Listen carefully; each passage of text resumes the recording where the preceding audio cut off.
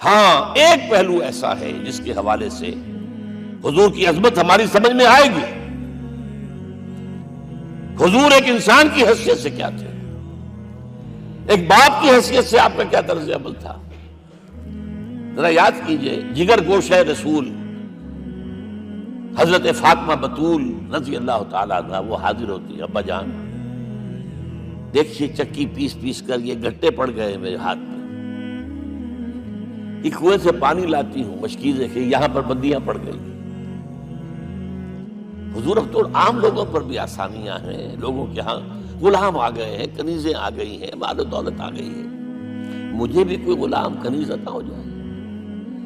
اور آپ کو معلوم ہے یہ لخت جگر نور چشم محمد کی سب سے پیاری بیٹی صلی اللہ علیہ وسلم، کوئی شک نہیں اس میں، فاطمہ کیا بیتی ہوگی حضور کے قلب پر.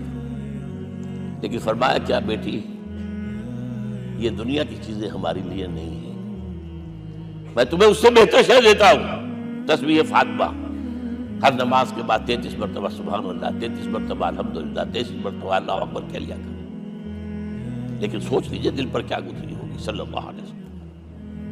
حضرت عائشہ سے پوچھئے، حضرت خدیجہ سے پوچھئے حضور کیسے شوہر تھے، آپ سے زیادہ خواتین کے حق میں نرم، گھر کے کام کا جھاڑو دے رہے ہیں، کپڑے جو ہیں بوسیدہ انہیں سی رہے ہیں، گھر میں بیٹھے ہوئے یہ کام کرتے تھے. بہرحال ایک بات میں آپ سے عرض کروں، آپ انسان کی جس حیثیت کا بھی ذہن میں تصور کریں گے وہ ساری حیثیتیں محمد میں موجود ہیں صلی اللہ علیہ وسلم. محمد حاکم کی حیثیت سے بھی ہے، محمد سب سالار کی حیثیت سے بھی ہے، محمد قاضی القضات بھی ہیں، محمد ہیڈ آف دی اسٹیٹ بھی ہیں، محمد بیویوں والے بھی ہیں، اولاد والے بھی ہیں، محمد 5 وقتہ امام بھی ہیں، جمعے کے خطیب بھی ہیں، مدرس قرآن بھی ہیں، مربی بھی ہیں، مزکی بھی ہیں، اور ہر میدان میں بلند ترین مقام. کوئی ایسی جامع شخصیت ملے گی؟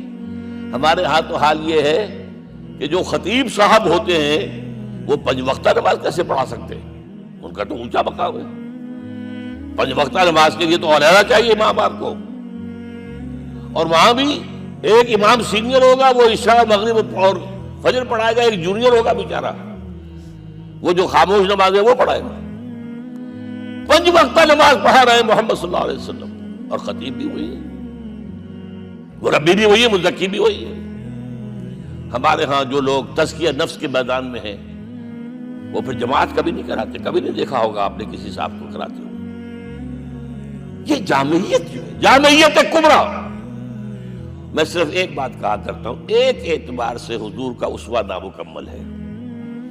آپ مجھے سوء ادب کا مرتکب نہ قرار دے دیں. اسوہ کیا ہے؟ عورت کے لیے اس کی اپنی نسوانی زندگی کے لیے اسوہ آپ میں نہیں ہے. آخر نصف انسانیت ہے، اسے بھی اسوہ چاہیے. یہ ہے جس کی وجہ سے حضور نے شادیاں کی ہیں زیادہ. خواتین کے لیے اسوہ حضور کے ازواج مطہرات ہیں، اور ان میں سب سے بڑھ کر جو بالکل یوں سمجھیے کہ آغاز کے اندر نوجوانی میں آ گئی ہیں حضور کی خدمت میں، نہایت ذہین و فطین.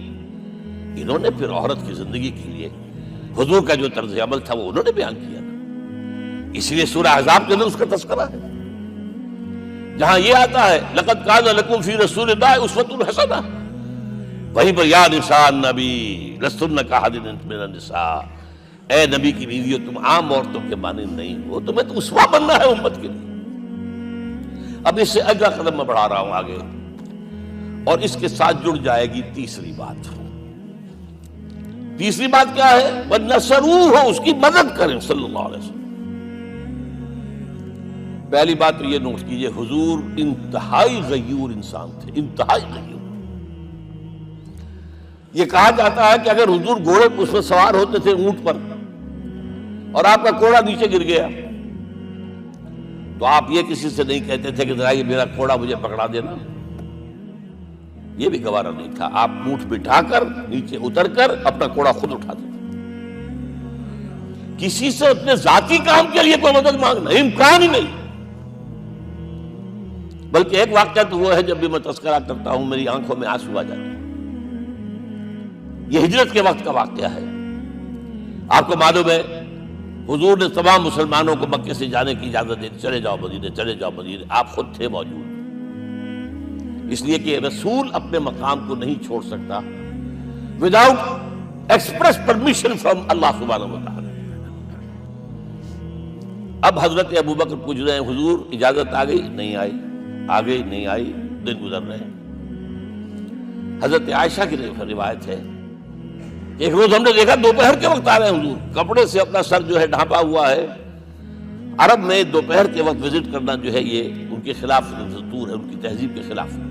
یہ قیلولے کا وقت ہوتا ہے. تو حیران ہوئے. آتے ہی فرمایا ابوبکر ہجرت کی اجازت ہو گئی.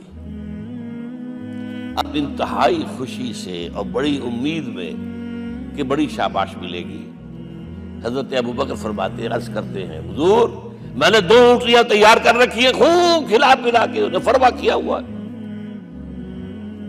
یہ ہجرت میں ہمارے کام آئے گی.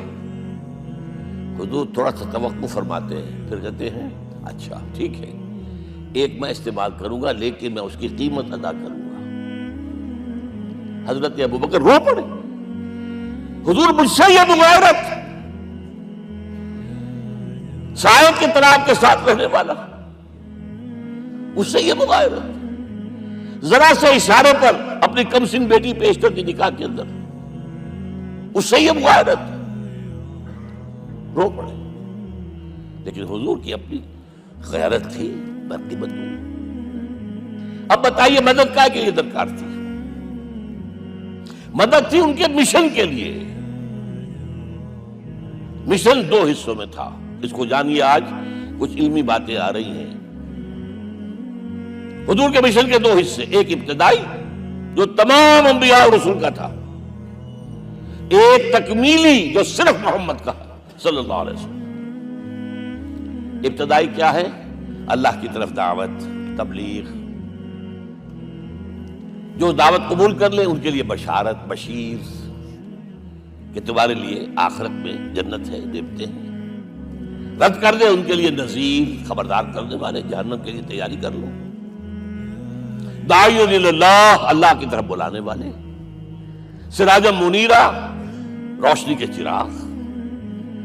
یہ حیثیتیں مشترک ہے تمام انبیاء کرام. تمام انبیاء بشیر بھی تھے، نذیر بھی تھے، داعی بھی تھے، سراج منیر بھی تھے. اگرچہ ان تمام حیثیتوں میں بھی حضور کا سب سے اونچا مقام علیحدہ نمایاں ہے، لیکن حیثیتیں بنیادی طور پر مشترک ہیں. ایک حیثیت تکمیلی، اور وہ کیا ہے؟ اے نبی جو دین آپ کو دیا گیا ہے صرف تبلیغ نہیں، صرف تعلیم نہیں، اس کو قائم کر کے دکھاؤ ایک نظام زندگی کی حیثیت سے.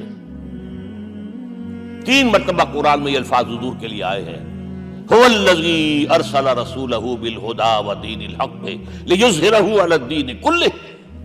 3 دفعہ سورہ توبہ میں یہ الفاظ آئے، سورہ صف میں یہ الفاظ آئے، سورہ فتح میں یہ الفاظ آئے. وہی اللہ جس نے بھیجا ہے اپنے رسول کو صلی اللہ علیہ وسلم، الہدی قرآن حکیم، ہدایت کاملہ.